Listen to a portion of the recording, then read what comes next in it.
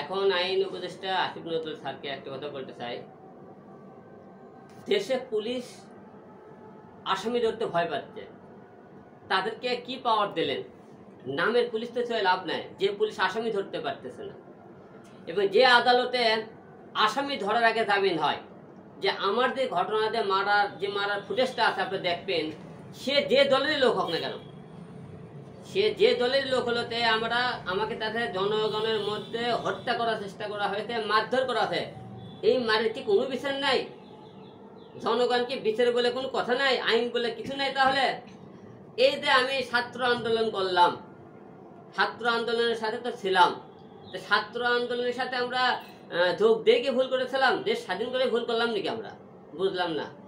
এবং অনেক জায়গায় দেখছি, বড় বড় জায়গায় যখন মনে করে আওয়ামী লীগের লোক আমরা যখন মারধর করছিল, তখন সবাই কথা বলতেছিল টক শোতে, বিভিন্ন মনে করে রাজনীতিবিদ, বিভিন্ন এমপি মন্ত্রী। এইবার যখন মারলো, সবাই বিএনপির লোক মারলো, তখন সবাই চুপ কেন? দেশ কোন দিকে? তাহলে আপনারা চুপ কেন? তাহলে কি বোঝা যায়? দেশ আর দেশ নেই। মানুষ সে মনে করে আওয়ামী লীগ হোক, বিএনপি হোক, যাই হোক মারছে, যদি একজন ওই রকম যে মারের ঘটনা আপনি ভিডিও ফুটেজ দেখে থাকেন, তার জন্য আপনারা কথা বলতেছেন না। আজকে আমাকে মারধর করছে, আমাকে পিঠে মেরে ফেলে দিলে কি হবে? এই দেশের অজস্র লোক মারা গেছে, আমি একই দলম গেলে মারা গেলে তো কিছু হবে না। কিন্তু আপনাদের উপর একটা বিশেষ অনুরোধ থাকলো, যে আইনের যে শ্রদ্ধা সেটা দিন দিন নষ্ট হয়ে যাচ্ছে জনগণের, সেই আস্থাটা আবার আপনারা ফিরে আনুন। নাহলে পুলিশ হোক দেওয়া জনগণ মারতেছে, আপনি তার বিচার পাইতেছে না। সে জনগণ মারলে তো আর বিচারই নেই আরো, তাহলে আইন কোন জায়গাতে আছে? আপনি এখন কি চান? এখন সর্বোচ্চ আমার দেশবাসী সবার কাছে একটা কথা বলতে চাই, যে আমার জীবনের নিরাপত্তা কে দেবে? আমি তো এখন নিরাপত্তাহীন নাই। আমার বাসায় এত লোকজন মারতে আসতেছে, এবং আমাকে এইরকম ধরে মারধর করা হলো, তাদের জামিন দিয়ে দিলেন আপনারা, তাহলে ভবিষ্যতে তো আমাকে মেরে ফেলে দেবে না, তার জন্য কে দায়ী দেখবে?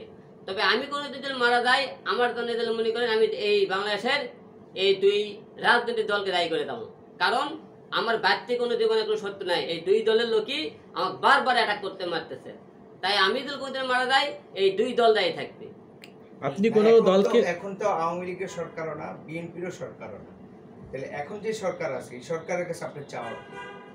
এই সরকারের কাছে চাওয়া, আপনি তো ভিডিও আমার যে মারার ঘটনা তো আপনারা দেখেছেন, আপনাকে আইনের লোকজন যাবেন আগে আমার আসামিগুলো কেন পালো সেটা আমি জানতে চাই সরকারের কাছে, এবং আইনের যারা আছেন কর্মকর্তা সবাইকে, যে এইরকম ঘটনা যারা বিচার না করেন, যে মারধরের বিচার, এবং থানাতে লোকজন পুলিশও মারতেছে বিচার, যে আমরা দেশের জনগণ কার কাছে যাবো এখন বিচার নেওয়ার জন্য?